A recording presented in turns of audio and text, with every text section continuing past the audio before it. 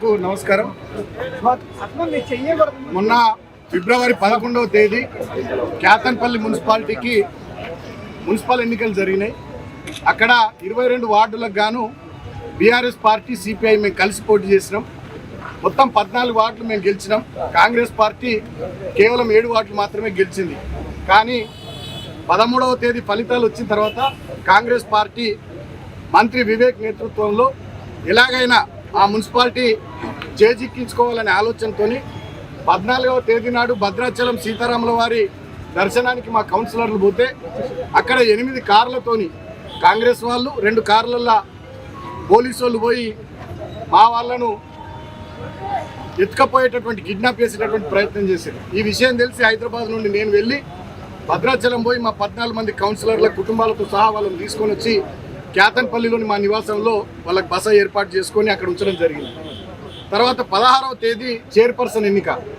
ఆ రోజు మేము పోతా ఉంటే ఇన్ టైంకి మమ్మల్ని కౌన్సిల్ హాల్కి మా కౌన్సిలర్లను మోనియకుండా పోలీసు వాళ్ళు 2 చోట్ల అడ్డుకొని ఎన్నికలను 17వ తేదీకి వాయిదా వేసిండ్రు. 17వ తేదీ నాడు మా ఎన్నికల పరిశీలకురాలుగా పార్టీ హైకమాండ్ మా కోవ లక్ష్మక్కను పంపించారు. కోవ లక్ష్మక్క నేను కలిసి 14 మంది కౌన్సిలర్లను తీసుకొని మేము పోతా ఉంటే కౌన్సిల్ హాల్కు 2 కిలోమీటర్ల దూరంలో మమ్మల్ని ఆపారు.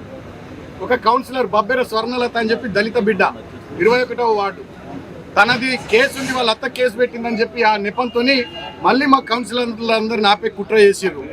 అయినప్పటికీ ఆమె గట్టిగా ఎదిరించి నేను నా ఇష్టంతోనే కేసీఆర్ నాయకత్వంలో సుమనన్న నాయకత్వంలో పనిచేస్తున్నా ఉన్నా అని చెప్పి గట్టిగా చెప్తే పోలీసు వాళ్ళు తూకముడ్చిరు. మా 14 మంది కౌన్సిలర్లు కౌన్సిల్ హాల్కి పోయినారు.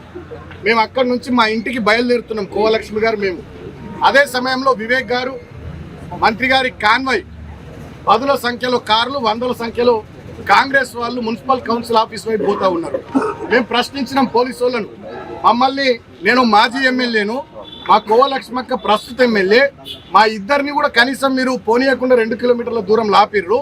మరి కాంగ్రెస్ వాళ్ళని ఎట్లా పోనిస్తారంటే మా మీద లాఠీ చార్జ్ చేసిరు పోలీసు వాళ్ళు. అటువైపు నుండి కాంగ్రెస్ వాళ్ళు రాళ్ళు విసిరిర్రు. కానీ అన్యాయం ఏంటంటే రాళ్ళు విసిరిన వాళ్ళ మీద కేసులు కాలే, మా మీద 25 మంది మీద కేసులు పెట్టిరు. తర్వాత ఏం జరిగింది, కౌన్సిల్ హాల్కి పోయినాక మా 14 మంది కౌన్సిలర్లకు మంత్రి వివేక్ గారు వాళ్ళ కొడుకు ఎంపీ బ్లాంక్ చెక్కులు ఇచ్చి ప్రలోభ పెట్టే ప్రయత్నం చేసిరు. కోట్లాది రూపాయల ఆఫర్లు చేసిరు. అయినా మా వాళ్ళు తలొగ్గకపోతే 2-3 కాంగ్రెస్ కౌన్సిలర్లకు తాగిపిచ్చి వాళ్ళతోని మా మహిళా కౌన్సిలర్ల మీద దౌర్జన్యం చేపించారు, ఆడబిడ్డల మీద. మేము ఎన్నడూ కక్ష సాధింపు రాజకీయాలు చేయలేదు.